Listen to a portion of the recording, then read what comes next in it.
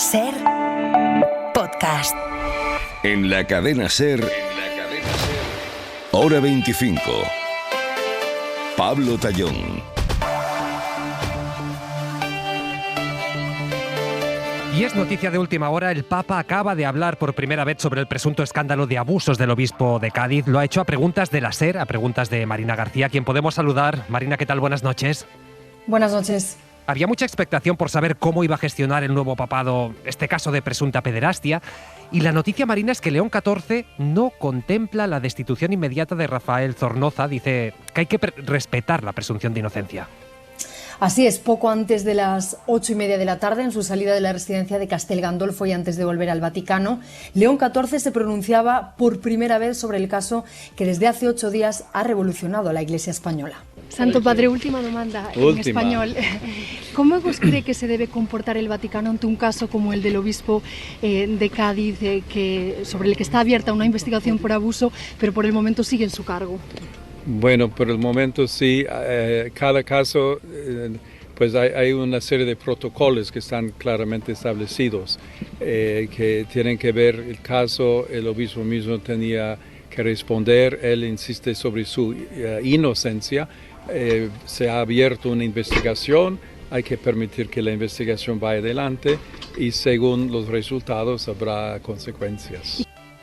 El Papa defiende que la investigación, en la que deja intuir que no quiere interferir, sigue en marcha y se hace altavoz de la versión del obispo de Cádiz, que dice León XIV defiende su inocencia. Por el momento aboga por la cautela y no habla de la renuncia de Zornoza, que se espera desde hace días como medida cautelar y que depende directamente del pontífice y que apartaría al obispo de su cargo. Todo mientras la respuesta del Vaticano, como decías, está siendo examinada con lupa porque este es el primer gran caso de un alto cargo de la Iglesia denunciado por abusos. León XIV ha querido resaltar también la importancia de respetar los pasos, en este caso, de la justicia vaticana. ¿Qué mensaje puede lanzar a las víctimas? A las víctimas, pues en primer lugar, espero que encuentren siempre un lugar seguro donde puedan hablar, donde puedan presentar, digamos, sus casos. Y con esto, pues la importancia de respetar también los procesos que sí requieren tiempo, pero ya hemos hablado también de la necesidad de seguir los pasos indicados por la justicia, en este caso de la Iglesia. Esas eran las esperadas palabras del pontífice, que llegan tras el encuentro de ayer con la cúpula de la Conferencia Episcopal Española en Roma y, como decimos, una semana después de que estallase el caso. Así que por el momento seguimos sin fecha a la vista para que se materialice esa renuncia del obispo de Cádiz. Pues estas son las primeras declaraciones del Papa, las primeras, y las ha conseguido Marina García. Gracias y felicidades. Gracias. Y de Roma a Washington, Sara Canals, buenas noches.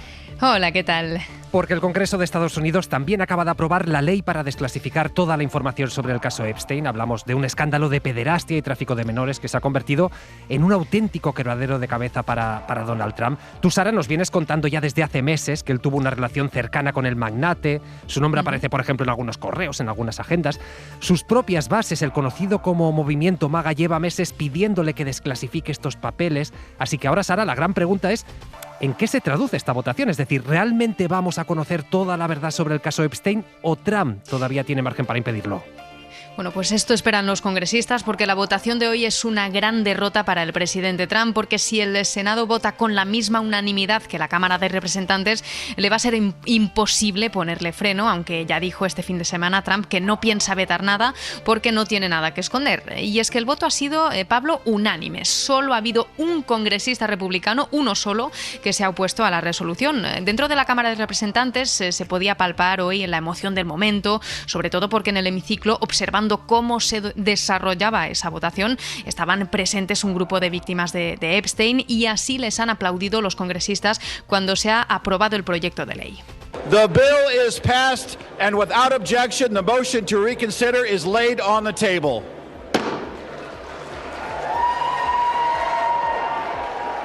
Una ovación que ha durado minutos. Ahora, Pablo, la resolución se va al Senado y, de hecho, la unanimidad ha sido tal hoy que el líder republicano de esa Cámara, de la Cámara Alta, ya ha confirmado hace unos minutos que votarán esta misma noche. Así que el simbolismo de esta jornada ha sido profundo y para muchos congresistas y víctimas muy conmovedor. Claro, citabas a las víctimas. ¿Tú has podido hablar con alguna de ellas, Sara? Imagino que ha sido un momento emocionante. Pues sí, hemos conocido a Hayley Robson. Ella nos ha contado que trabajó para Epstein, que la abusó sexualmente durante 2 años y así de emocionada ha descrito el momento de la votación. It was a very chilling moment when everybody in Congress turned to us. And for the first time we were acknowledged.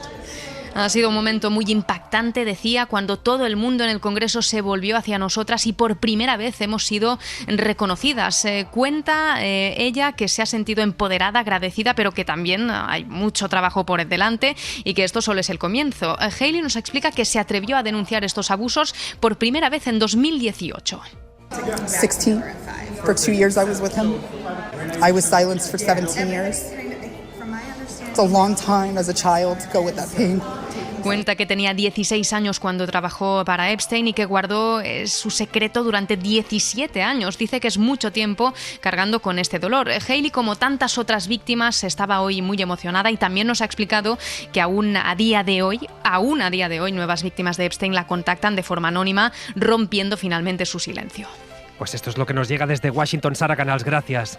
A vosotros. Y no dejamos la última hora de la crónica internacional porque, Joan Jimeno, buenas noches. ¿Qué tal, Pablo? Buenas noches. Acabamos de saber que Israel ha matado a 13 personas en un bombardeo en un campo de refugiados en el Líbano. Sí, dice el ejército de Israel que el objetivo de ese ataque era Hamás, porque aseguran que la milicia tiene allí un campo de entrenamiento en este lugar, que es uno de los 12 campos de refugiados de palestinos que hay en el Líbano, concretamente en la ciudad de Sidón, 50 kilómetros al sur de Beirut. Según la prensa local, el ataque ha caído sobre un almacén con dormitorios y oficinas y ha generado un enorme caos. Son de momento, Pablo, 13 muertos y varios heridos, según el Ministerio de Sanidad libanés, aunque todavía los servicios de emergencias continúan buscando a personas desaparecidas bajo los escombros.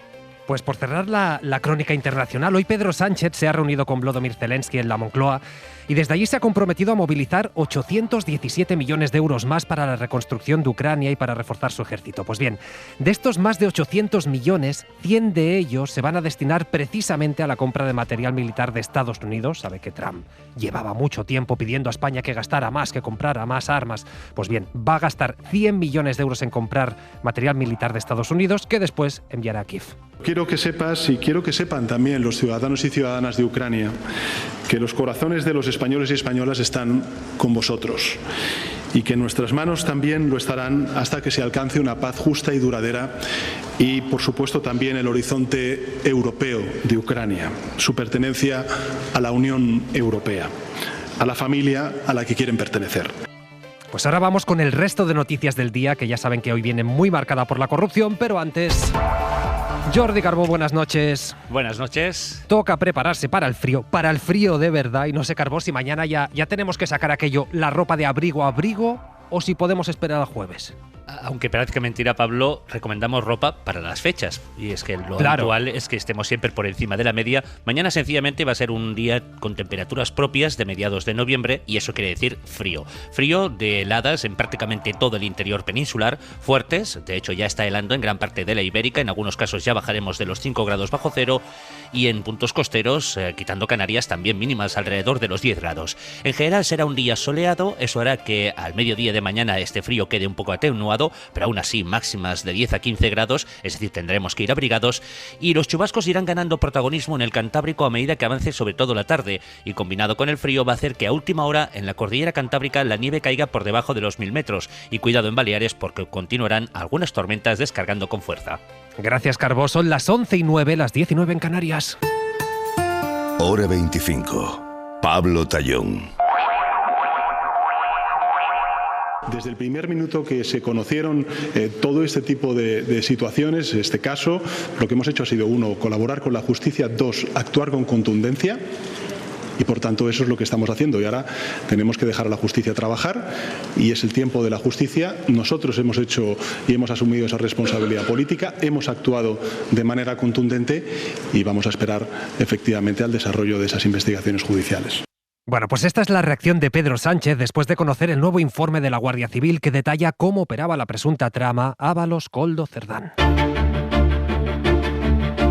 Y básicamente lo que apunta el informe de la UCO es que el exsecretario de Organización del PSOE hacía de intermediario, supuestamente ayudaba a que Acciona ganara concursos de obra pública y a cambio él se llevaba un 2% de comisión. Miguel Ángel Campos, buenas noches. Hola, muy buenas noches. Lo que pasa es que no lo cobraba directamente, sino que disponía de una tarjeta de la otra empresa investigada, de Servinávar, una tarjeta que estuvo usando de hecho hasta que detuvieron a Koldo García.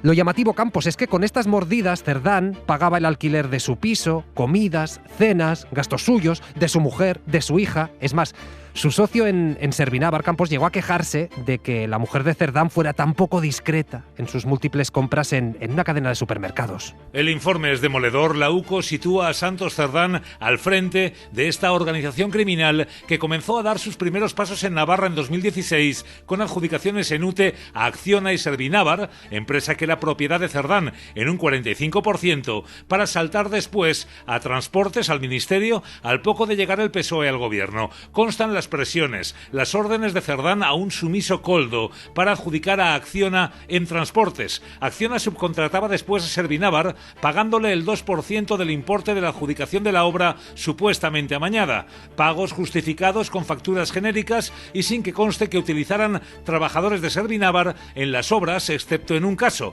cuando contrataron al cuñado de Cerdán. Acciona era el principal cliente de la empresa tras la que se escondía Cerdán. El 75% del negocio de Servinávar eran los pagos de Acciona que le abonó entre 2016 y 2025 al menos 6,7 millones. Cerdán y su familia disfrutaron de tarjeta de crédito de Servinávar hasta el día anterior a la detención de Koldo, con la que pagaron comidas, viajes y vacaciones en Ibiza o Tenerife. Servinávar también abonó el alquiler del primer piso de Cerdán en Madrid y del ático, más espacioso, cuando fue nombrado secretario de organización. Además, Servinávar contrató a su mujer, a su hermana y también a su cuñado. Bueno, eso es noticia, todos estos detalles del caso Cerdán que estamos conociendo. Hoy podría haber sido un día fácil para el Partido Popular, pero es que resulta que dirigentes suyos de peso en Almería han sido detenidos por presuntamente cobrar comisiones ilegales por la compra de material sanitario durante la pandemia. Entre estos cargos, el presidente y el vicepresidente de la Diputación de Almería, que esta misma tarde han sido cesados. En el sumario al que ha tenido acceso la SER se detalla que estas presuntas mordidas se blanqueaban a través de coches, de casas, de una administración de lotería. Y es curioso porque la investigación comenzó a raíz de las escuchas en otro caso relacionado con el tráfico de armas y drogas que arrancó en Cataluña, Pedro Jiménez. Un juzgado de Barcelona que investigaba una organización criminal por tráfico de drogas, tenencia ilícita de armas o extorsión descubrió, gracias a las comunicaciones en Encrochat que intervino, que uno de sus miembros, Kilian López, fue el que se había adjudicado el contrato de la Diputación de Almería, 2 millones de euros por mascarillas en lo peor de la pandemia. López presumió en esas comunicaciones de que acababa de hacer una operación de 2 millones pegando un pepinazo al precio de las mascarillas y que los de Almería se habían quedado con 400 y él con otros 400. 400.000 euros que presuntamente recibió Óscar Liria, ex vicepresidente de la Diputación, y que según los investigadores se habría repartido ese botín con Fernando Jiménez, vicepresidente actual, y Javier Aureliano García, presidente de la Diputación y del PP en Almería. Liria, el presunto cabecilla de la trama, blanqueó su parte del botín con la compra de 2 coches de alta gama, una casa de nueva construcción a la que hizo mejoras pagadas de su bolsillo o comprando a través de testaferros una administración de lotería.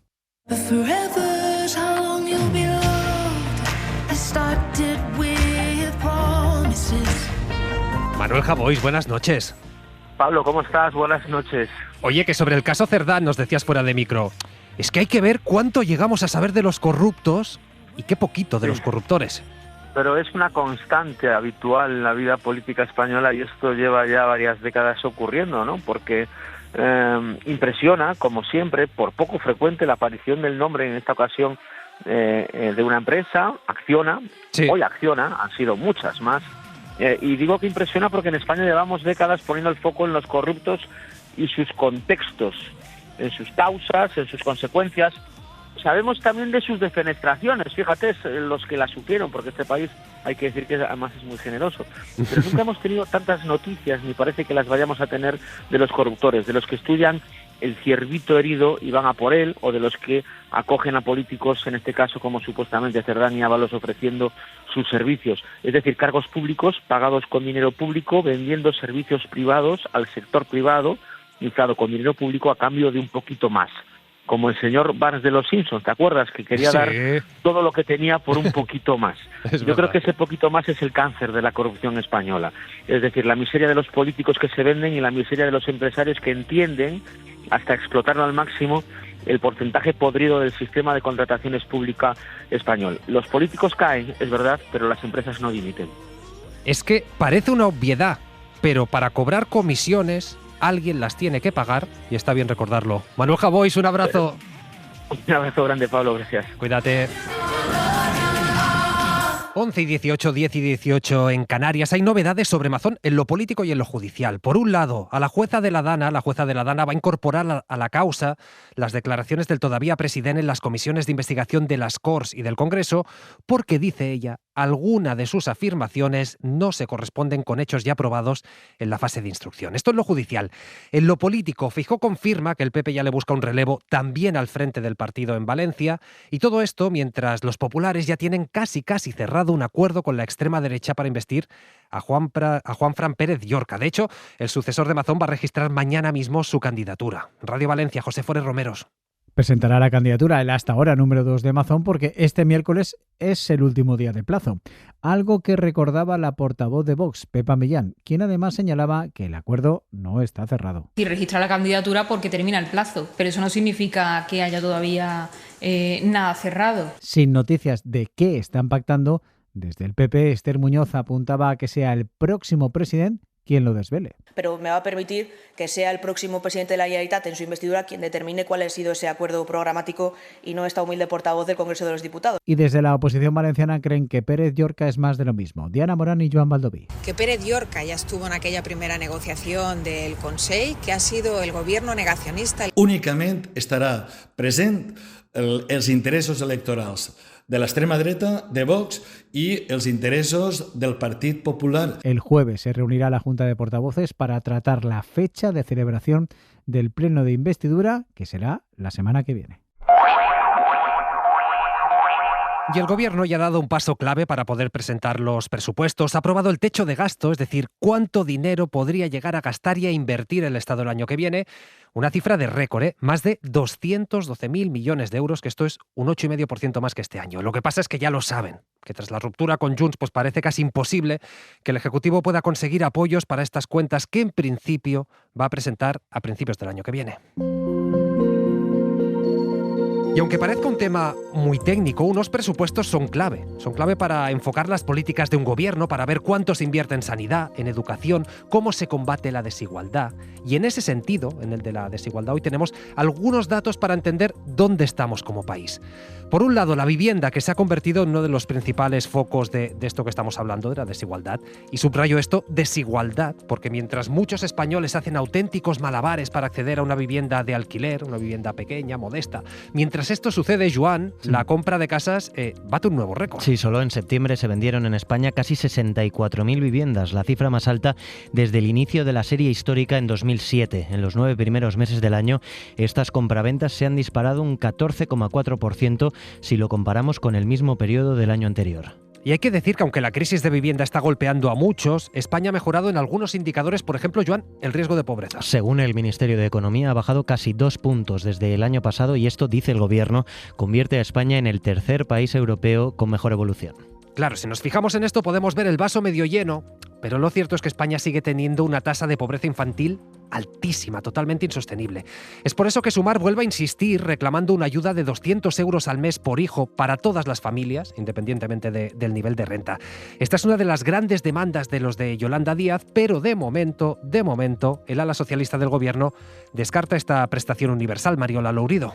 España tiene un problema estructural con la pobreza infantil. Tenemos la tasa más alta de la Unión Europea. El 29% de los menores vive con muchas carencias según los últimos datos del Instituto Nacional de Estadística de 2024. Son más de 2 millones. El grupo más afectado es el de los adolescentes de 13 a 17 años con un índice de riesgo de exclusión disparado, roza el 36%. En las negociaciones de los presupuestos, Sumar propone una prestación universal, 200 euros al mes para todas las familias por cada hijo hasta los 18 años. Pero la vicepresidenta y ministra de Hacienda, María Jesús Montero, de momento no lo ve y rebaja las expectativas del socio de gobierno. Mi opinión es que para reformular cualquier otra prestación en materia de pobreza infantil tenemos que evaluar el rendimiento que han tenido los instrumentos que en este momento muy cuantiosos hemos puesto en marcha y en cualquier caso, si hay que mejorarlo en una sola prestación, habría que hacer una refundación. Los ministerios de Sumar han evitado pronunciarse sobre la postura de Montero. Fuentes de Juventud e Infancia solo recuerdan que la prestación por crianza es una reclamación unánime de todas las ONG y que 17 de los 27 países de la Unión Europea han implantado esta medida.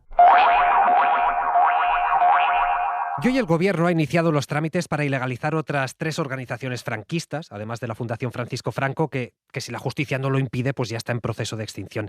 Estamos hablando de las fundaciones José Antonio Primo de Rivera, Proinfancia Queipo de Llano, Privada Serrano Suñer y Blas Piñar.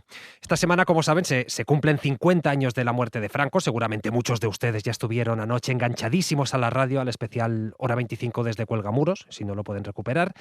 Y es que si ya desde el pasado fin de semana aquí en la antena de la SER les estamos ofreciendo contenido especial relacionado con eso, con la memoria democrática tan necesaria en nuestros días. En ese sentido, hoy queremos poner en valor el papel de la mujer, que tantas veces, de manera injusta, acaba siendo pues una figura invisible o una protagonista de segunda a la hora de contar la historia. Hoy nuestro compañero de Radio Zaragoza, David Marqueta, nos trae la historia de un grupo de madres que se organizaron en la clandestinidad para reivindicar unos barrios más dignos, un mejor reparto en las tareas o para concienciar, por ejemplo, sobre el uso de anticonceptivos. Unas historias que ahora les resumimos, pero que van a poder escuchar completas el jueves en la antena de Radio Zaragoza. No podían participar en las asociaciones vecinales, entonces llamadas cabezas de familia, pero se organizaron en comités de barrio clandestinos. Asungulina. Entonces, pues empezamos a trabajar con un cura del barrio que nos dejaba la iglesia para reunirnos. Desde allí planificaron cómo conseguir lo básico, aunque fuera disimulando. Pilar Añón. Y algunas veces, allí teníamos la Biblia, porque algunas veces se colaba la policía y les decíamos que estábamos allí rezando. Son las vecinas silenciadas, mujeres de todo el país que participaron en el movimiento vecinal en un segundo plano, pero cuya acción fue fundamental para la vida de los barrios. Contactar con los agricultores de los pueblos y lo que hacía es traer los alimentos aquí al barrio. Y llegaron a convocar manifestaciones para que a sus calles llegara el bus, como en Valdefierro en el año 74. Carmen Moraga. Y ahí en la plaza vino la policía con coches, luego con los caballos. Luego vinieron andando con los escudos esos. Ellos iban para allá y nosotros nos dábamos la vuelta. Pero estas mujeres, además de reivindicar el bus, guarderías o el alumbrado, provocaron con su movimiento una ola feminista. Convocaron reuniones en parroquias para informar al resto de mujeres sobre métodos anticonceptivos que los médicos les negaban. Los médicos nos decían que ellos no pecaban para que nosotras jodiéramos a gusto. El Picarral, Oliver, Valdefierro o la Almozara fueron algunos de los barrios de Zaragoza donde los servicios más básicos se reivindicaron con voz femenina plural. Bueno, pues hemos avanzado un montón, hemos dado pasos de gigante en estos años, en muchos ámbitos, pero en otros todavía hay mucho campo por correr. Les vamos a contar una historia que parece mentira que siga ocurriendo en 2025. Hablamos del caso de un futbolista de Segunda Federación, del Conquense, que ha salido a denunciar insultos homófobos y machistas en un partido este fin de semana, en Quintanar del Rey, en Cuenca. Ser Cuenca, Luisca García. El jugador del Conquense, Nacho Ruiz, ha denunciado que durante el Quintanar Conquense del pasado domingo fue víctima de insultos machistas y homófobos como marica, niña, femenina o pena de tu madre, que tiene una niña y no un hombre. El jugador ha explicado que ha hecho pública la denuncia para que ningún otro futbolista tenga que sufrir en un campo de fútbol lo que sufrió él. Es la primera vez que me ocurre esto y bueno, por eso precisamente quiero alzar la voz, porque es la primera vez y espero que sea la última, y no solo a mí, e independientemente de los insultos que sean, creo que debemos pararlos y que el fútbol simplemente se convierta en un deporte como lo es, bonito y con muchos valores muy buenos que creo que tiene. El Quintanar del Rey, que en un principio sacó un comunicado denunciando los hechos y anunciando medidas contra los autores, ahora ha puesto en duda el testimonio del jugador. Punto y 25. Joaquín Estefanía. La Junta Democrática. Era noviembre de 1975, hoy hace 50 años. Los periodistas habían acudido al despacho del abogado Antonio García Trevijano para constituir probablemente la Junta Democrática de Prensa. La Junta Democrática era una de las dos plataformas que se habían creado para unificar a la oposición, en este caso hegemonizada por el Partido Comunista de España. La otra la controlaba el Partido Socialista. La Junta se había presentado en París hacía unos meses y ahora trataba de constituirse en diversos sectores profesionales para organizarlos. Junta Democrática de Abogados, de Economistas, de Periodistas, de Arquitectos, etc. Los periodistas presentes en aquella reunión eran conscientes de que algunos de ellos habían sido seguidos probablemente por miembros de la siniestra brigada político-social de la policía y que la reunión podía ser interrumpida en cualquier momento. Las direcciones de los partidos recomendaron a aquellos periodistas que disolviesen el acto y no durmiesen en sus casas para evitar detenciones. Aquel día, la hemorragia que sufría Franco se habría extremado y su situación era gravísima.